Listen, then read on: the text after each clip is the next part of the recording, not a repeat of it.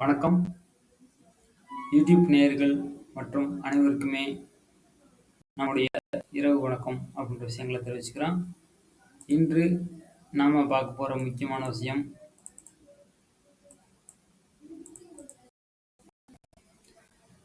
களத்திர தோஷம் அப்படின்ற அந்த ஒரு தோஷத்தை பற்றி, அதுக்கான ஒரு பரிகார முறைகள் என்ன அப்படின்றதை பற்றி நம்ம இந்த வீடியோ பதிவில் முழுமையாக பார்க்க போகிறோம்.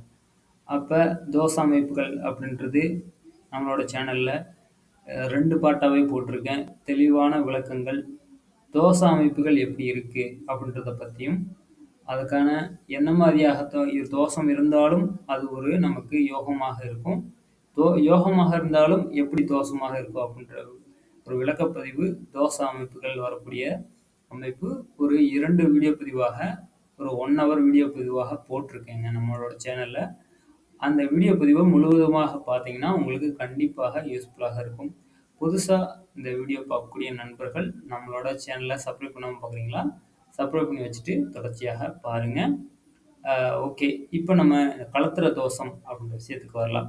அப்போ களத்திரம்னா என்னங்க? நமக்கு திருமணமாகி ஒரு திருமணம் சம்மந்தப்பட்ட விஷயத்தில், பெண் சுகம் அப்படின்ற விஷயத்தில் அடையக்கூடிய ஒரு களத்திர தோஷ அமைப்பு. அப்போ கணவனாக இருந்தால் மனைவி, மனைவியாக இருந்தால் கணவன் அமைவதில் ஏற்படக்கூடிய ஒரு தடைகள், பிரச்சனைகள், அதைத்தான் நம்ம களத்திர தோஷம் அப்படின்ற விஷயமாக சொல்கிறோம். அப்போ களத்திர தோஷம் அப்படின்னாலும் உங்களுக்கு 7ஆம் இடத்துல பாபகிரகங்கள் கூடியிருந்து அல்லது 7ஆம் அதிபதி அப்படின்ற விஷயம் பாதிக்கப்பட்டு ஒரு தோஷ அமைப்பாக இருந்து திருமணம் அமைவதில் தடைகள், தாமதங்கள் ஏற்படும். அல்லது திருமணம் அமைந்தால் அப்போ திருமணமான ஒரு தம்பதிகளிடையே பிரிவு ஏற்பட்டு டிவோர்ஸ், கோர்ட்டு கேஸு அப்படின்ற பிரச்சனைகள் போய் மறுபடியும் ஏதாவது ஒரு திருமண அமைப்பு அல்லது ஒரு காதல் வயப்பட்டு லவ் அப்படின்ற விஷயங்கள் அஃபெக்ஷன் ஏற்பட்டு அதில் மனமுறிவு ஏற்பட்டு பிரேக்கப் ஏற்பட்டு மறுபடியும் ஏதாவது ஒரு திருமண அமைப்புகள் ஏற்படக்கூடிய ஒரு அமைப்பு. அப்போ இந்த மாதிரியான விஷயங்கள் தான் உங்களுக்கு அந்த தோசை அமைப்பாக இருக்குங்க. அப்போ களத்திர தோசை இருக்குது, ஒரு பரிகாரம் பண்ணணும், பூஜை பண்ணணும்னு சொல்லி நிறைய பேர் ஒரு ஜோதிடர்கள் அப்படின்ற அமைப்புகள் இருக்கிறவங்க சொல்லக்கூடிய அமைப்பை நினைத்து மிகவும் கவலை, ஒரு பயம் அடைந்திருப்பீங்க. அந்த மாதிரியான அமைப்பு பெருசாக கவலைப்படக்கூடிய, ஒரு பாதிக்கப்படக்கூடிய ஒரு அமைப்பு இல்லை. இது திருமண அமைப்பு அப்படின்னு விஷயங்கள் வரும்போது மட்டும் கொஞ்சம் தடைகள், தாமதங்கள் ஆகுங்க. கண்டிப்பாக நமக்கு இருக்கக்கூடிய 9 கிரகங்களில் அப்போ ஒரு கிரகமாவது கண்டிப்பாக நமக்கு ஒரு 1, 2 கிரகங்கள் நமக்கு ஜாதகத்தில் நல்லாவே கண்டிப்பாக இருக்கும். ஏதாவது ஒரு தருணத்தில் நல்லா இருக்கும். அப்போ ஒரு கிரகத்தோட தசை அமைப்புகள் வருதா, அப்போ ஒரு கிரகத்தோட ஒரு தசையில் 9 புத்திகள் அப்படின்னு விஷயம் வரும். அப்போ நமக்கு 2, 3 கிரகங்கள் ஜாதகத்தில் நல்லா இருக்கும்போது அப்போ அந்த புத்திகள் வரும்போது நமக்கு நல்ல விஷயங்களை கண்டிப்பாக கொடுத்தே தீரும் அப்படின்றதான். அப்போ அந்த தோசை அமைப்புகள் அந்த நமக்கு ஒரு நல்ல யோகமான அந்த தசா புத்திகளில் உங்களுக்கு நல்ல விஷயங்களை உங்களுக்கு கண்டிப்பாக கொடுத்துரும். மெயினாக நம்ம என்ன ஒரு பாபகிரகங்களில் ஒரு பாதிக்கப்படக்கூடிய தசா புத்திகள் அப்படின்றத தெளிவாகவே சொல்லியிருந்தோங்க.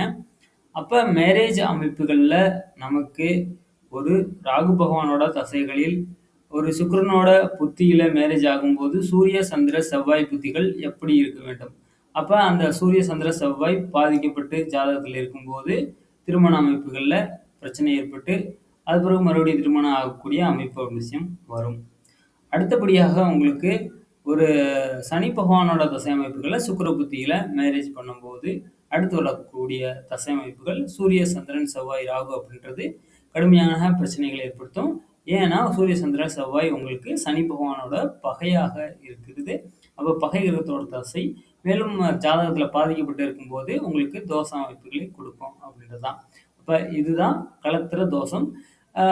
7ஆம் அதிபதி உங்களுக்கு நீசமாகி ஒரு சனி, ராகுவோட பாதிக்கப்பட்டு சேர்ந்து இருந்தாலே ஒரு பாதிப்பு தான். அப்போ அந்த அமைப்பும் உங்களுக்கு அந்த 7ஆம் அதிபதி மெயினாக பாதிக்கப்படக்கூடாது. சுக்கிரன் உங்களுக்கு பாதிக்கப்படக்கூடாது. சுக்கிரனும் உங்களுக்கு ராகுவோட சேர்ந்துருக்குது, சனியோட சேர்ந்துருக்கிறதுலாம் ஒரு தவறான பழக்கவழக்கங்களை ஏற்படுத்தக்கூடிய ஒரு தோஷ அமைப்பாகவும் அதுவுமே வந்துருங்க. ஒன்றும் இல்லைங்க, நம்ம வாழ்க்கையில் எந்த விஷயங்களை செய்யக்கூடாதோ, எந்த விஷயங்கள் நமக்கு நடக்கக்கூடாதோ, இப்போ அந்த மாதிரியான விஷயங்கள்லாம் நடக்கிறது தான் நமக்கு ஆகாத செயல்கள், தோஷம் அப்படின்ற விஷயம் செய்கிறோம். அப்ப அதுவே யோகம் அப்படின்னு விஷயங்கள் வரும்போது, ஒரு சுபகிரகங்கள் எல்லாமே அதுல வந்துருங்க. சுப விஷயமான எல்லா விஷயங்களும் ஆன்மீகம் அப்படின்றதையும் எடுத்துக்கலாம். அப்ப சுபகிரகங்களோட தசாபுத்திகள் அப்படின்ற விஷயம் நமக்கு வாழ்க்கையில போகக்கூடிய அமைப்பு. அதுவுமே ஒரு யோகம் அப்படின்றது. அப்ப 7ஆம் இடம் ஒரு நல்ல சுபகிரகங்களோட பார்வையில அப்படின்ற விஷயம் இருக்கும்போதும், 7ஆம் அதிபதி உங்களுக்கு 1, 5, 9ல ஒரு ராஜயோகாதிபதியோட இணைந்து குரு தொடர்போடு யோகமாக இருக்கும்போதும், வளர்பிறை சந்திரனாக இணைந்து இருக்கும்போது, அல்லது அவரோட சந்திர அதியோகத்துல இருக்கும்போதும், நல்ல யோகங்களை கண்டிப்பாக கொடுக்கும். திருமண அமைப்பு எந்த வயதுல, எந்த அ அந்த அந்தந்த வயதில ஏற்படக்கூடிய ஒரு திருமணம் அப்படின்ற விஷயம் கரெக்ட்டா அந்த ஸ்டேஜ்ல நடக்கும். குழந்தை பாக்கிய அமைப்பு அந்த யோகத்துல உங்களுக்கு நடக்கும். அப்ப வீடு, வண்டி, வாகனம், சுகபோகம் எல்லா விஷயத்திலயும் உங்களுக்கு யோகமா இருக்கும்போது கொடுக்கும்.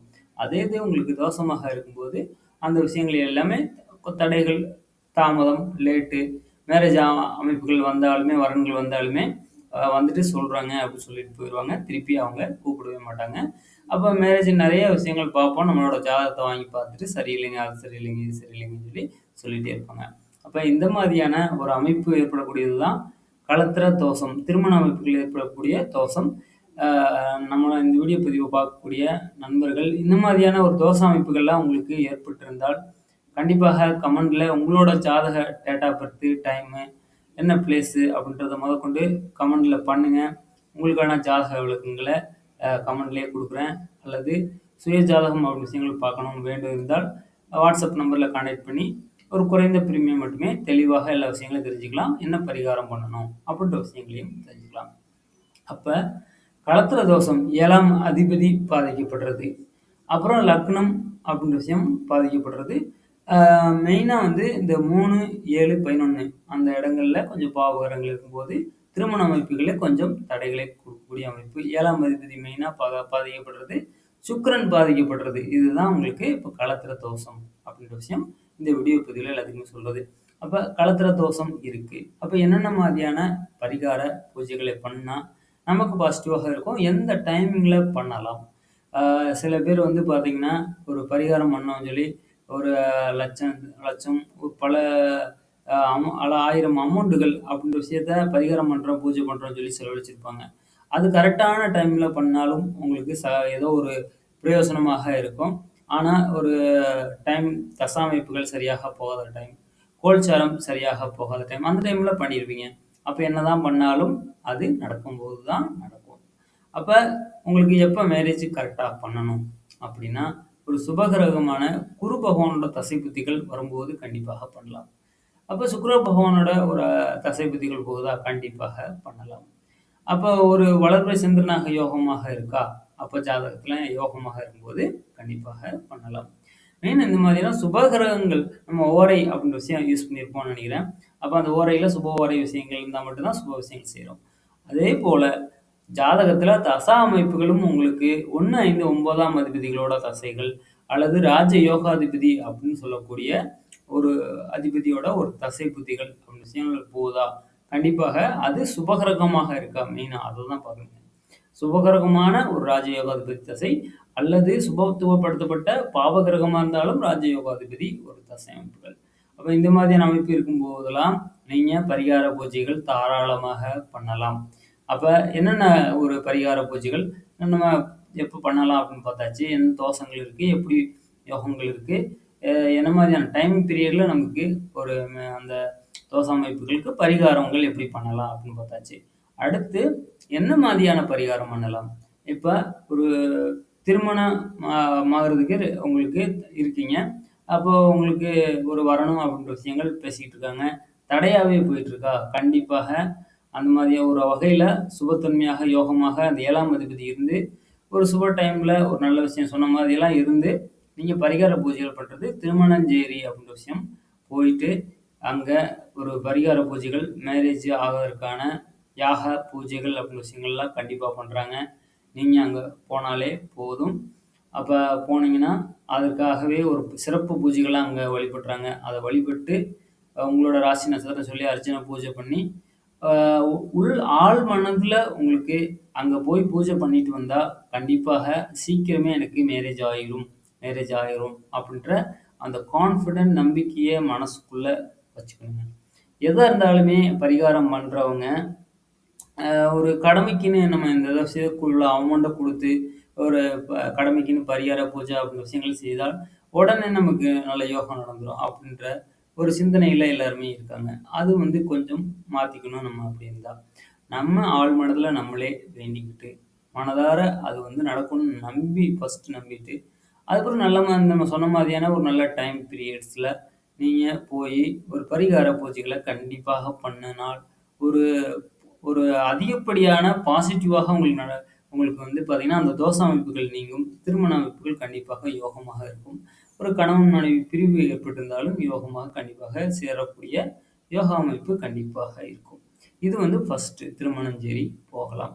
சப்போஸ் உங்களுக்கு ராகு கேதுவோட பாதிப்பு அமைப்புகள் இருந்தால், ஒரு காளகஸ்தி, திருநாகேஸ்வரம் இந்த 2 இதுல ஒரு விஷயங்களுக்கு போயிட்டு, அப்ப ராகு கேது அப்படின்ற விஷயங்களுக்கான ஒரு பரிகார பூஜை முறைகளை செய்யலாம்.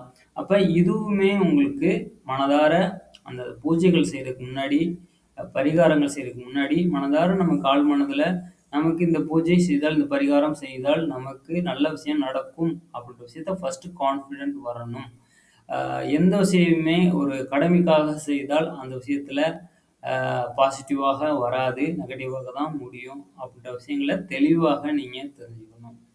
அடுத்தபடியாக சனி பகவானோட அமைப்பு பாதிக்கப்படும்போது, உங்களுக்கு திருநள்ளாறு அப்படின்ற விஷயங்களுக்கு போயிட்டு, பரிகார பூஜைகள் கண்டிப்பாக செஞ்சுட்டு வரலாம். இதே சேம் நம்ம என்ன சொன்னோமோ, அதே மாதிரி கொஞ்சம் ஃபாலோ பண்ணணும்.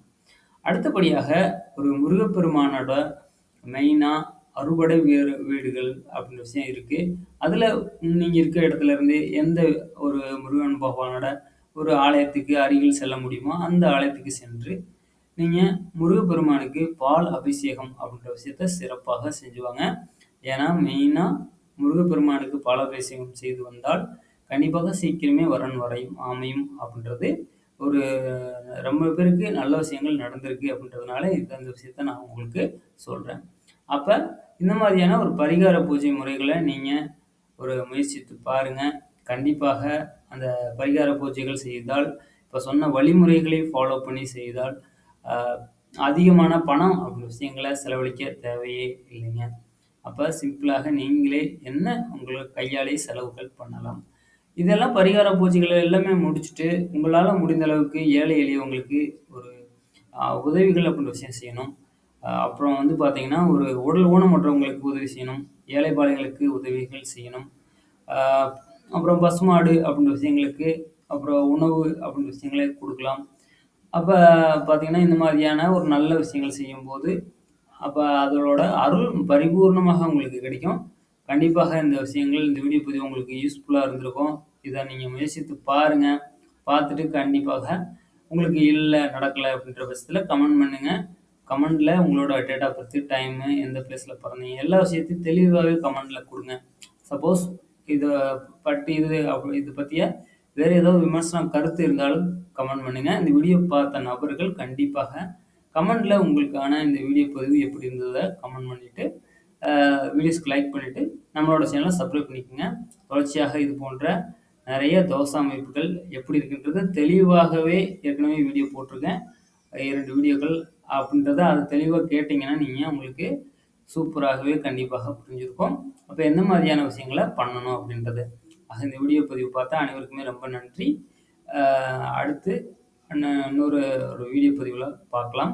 இந்த வீடியோ பதிவ க்ளோஸ் பண்ணிக்கிறேன். நன்றி, வணக்கம்.